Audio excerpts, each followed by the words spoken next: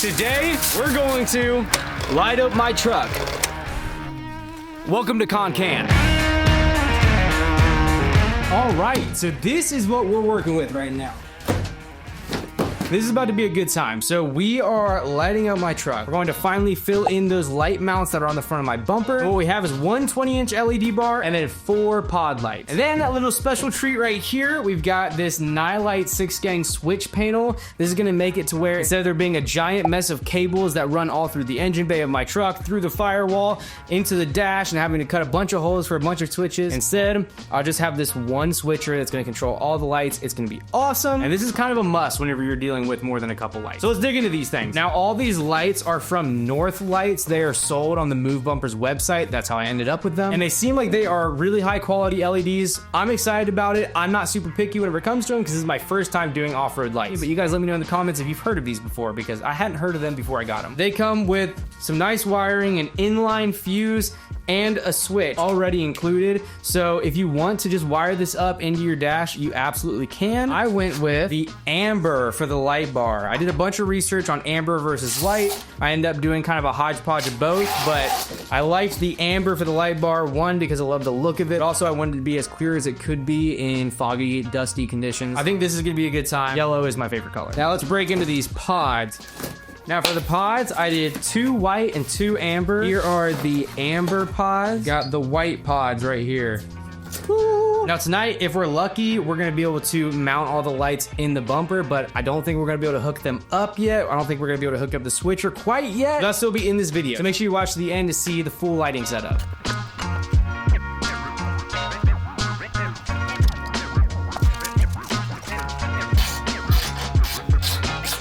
Got a few spare minutes today to get the rest of these lights mounted, so I'm gonna try to do it as fast as I can.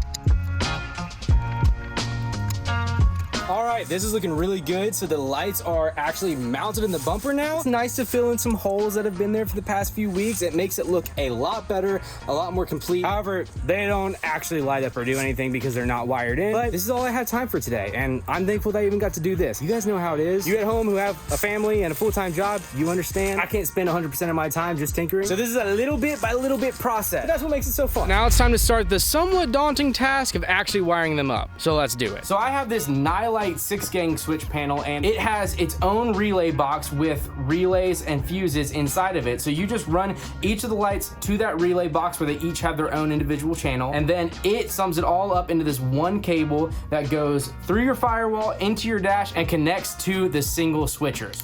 Oh yeah, listen to those. So instead of running a bunch of wires, you just have to run one wire. It's gonna make things a lot easier. Probably heard of the Nilight stuff if you've looked into off-road lights at all, because they're like one of the most popular brands on Amazon. They truly do have a really awesome lineup of super affordable lights and accessories. So this panel itself, I believe, is 140 bucks, and I think you can find it for even better deals. But it's a really great deal for a really high quality product. Probably the best value for something like this, and you should pick one up. They're on Amazon. Okay, first we're gonna try to figure out where we're gonna put this fuse box, and probably best to keep it as close as possible to the battery and the actual fuse box. So I'd like to be able to just mount it directly on top of the relay box right here, the relay box lid.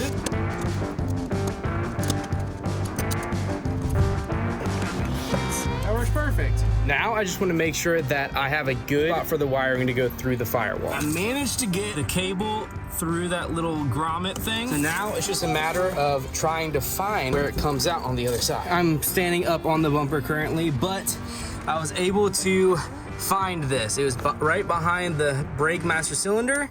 So there is a wiring harness that is up there. So I'm gonna put this up on that and zip tie it to that, because if that's where the wiring harness is going, it must be a safe spot. I anticipated that being the hardest part, and it wasn't that bad.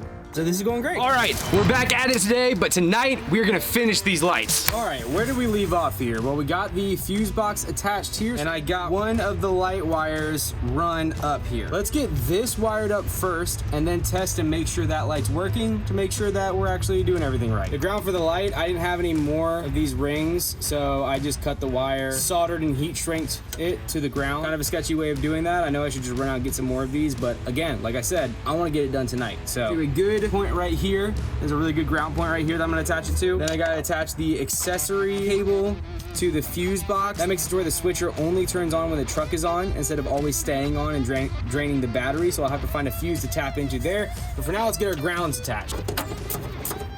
Needs to be attached to the positive here. All right, so we need to figure out what to plug this accessory cable into, something that turns on whenever the car is turned on. All right, after doing some research, it seems like a good option is the AC compressor fuse.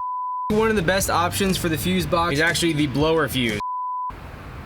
What about heated mirror, question mark? Here's what's going on. After a ton of research, I found out that every single fuse under the hood is actually an always on fuse. It's always hot. So in order to have an actual accessory fuse, I have to get to under the dash, which means I have to run another cable from this fuse box to the firewall. I'm gonna do that as fast as I can, but that's wasting a lot of time. All right, I went inside just for a little bit to put my son down and eat some dinner with the family. And I came out and it has apparently been raining the entire time. It rained on all my tools, all my camera equipment. We're gonna be rocking the phone the rest of the night and I'm not gonna stop. I'm gonna stay out here in the rain because I really wanna finish this tonight. So back to running wires through the firewall. After fighting with this accessory cable for way longer than I wanted to, I mean, we're talking hours I've been out here in the rain. We ran this cable all the way along there, under there, along with the wiring harness, back through a grommet in there, then through the firewall, through there, then we're running over here, a little bit inside of the console, and then back around under the dash, under the glove box, and then boom, we are piggybacked off of that fuse right there. And now we're just checking to see if the switch panel is off when the truck is off, but turns on when I turn on the accessories. If this doesn't turn on when I turn the key, I'm at a loss and I might go crazy. So let's just hope that it does. What we want to see is for that to light up whenever I turn the key. Oh. Yes, let's go. We have that one light wired, so let's check and see if that works. Oh, yeah. Light bar is working. Now what there is to do is to wire up the rest of the lights to that fuse box and then just route that switch panel to where I want to mount it. The hard work is now officially done, and I'm so excited about that because it is now 12:30.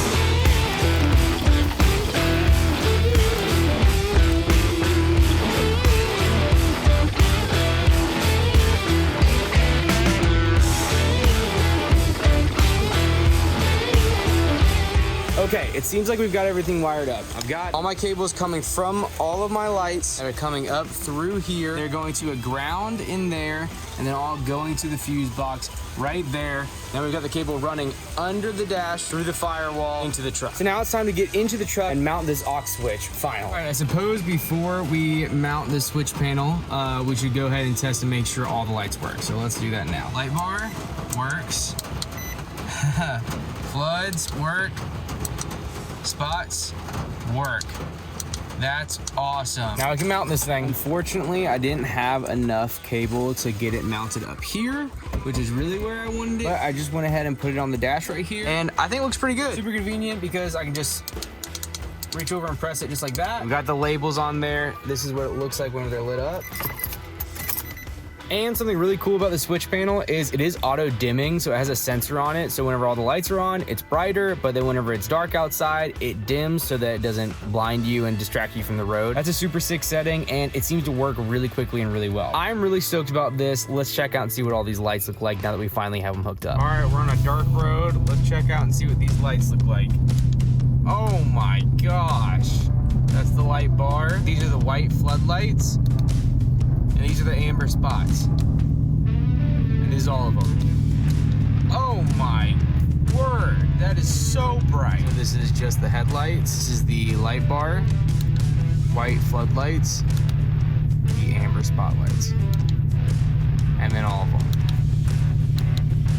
That is crazy. I'm super excited about how these lights turned out. I think that they look awesome in this bumper. And this Nilight switch panel is awesome. It is a super good price, a really good value, and it works flawlessly. It didn't have very detailed instructions, so you gotta do a little bit of Googling, a little bit of figuring stuff out, but I am so thankful that I got to install this on my truck because I had to do stuff I was not comfortable with. I mean, mechanical stuff is one thing. That's just like big old Lego pieces. But doing wiring, I'm so excited that I got to get a little bit more experience with that so that I feel more comfortable going into it next time. Because running the cables through the firewall was something I'd never done before. And really wiring up lights and stuff like that, never done that before either. So I'm really glad that I learned a new thing. And I can't put a price on learning a new thing. That's one of my favorite things to do. So if you've always wanted to put some lights on your truck, just know you don't have to do it at a super high budget. Instead, you can get them super cheap and it's not that difficult to do, and you'll learn something new while you're at it. And trust me, if KONKAN can, you can. Please like and subscribe to this channel because it is new and it really helps. I'll see you guys in the next video.